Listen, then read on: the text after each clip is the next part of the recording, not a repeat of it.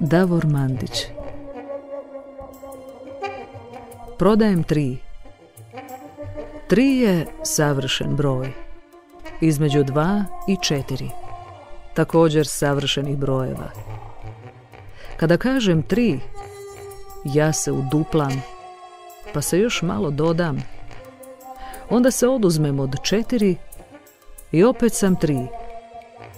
I ovaj jedan koji mi je za ramenom, kad me kucne, ja mu kažem: hej 3, gdje ti je duša? On onda savršeno šuti, a ja ga ne smetam. Puštam njegovu trojnost da se nasloni na moju dvojnost i da zajedno napadnemo 4, taj savršeni broj, 2 put uduplan, nježno pridodan, protuprirodan, budan, budan. Prodajem 3, jer ne znam zapravo što bih s ovim jednim.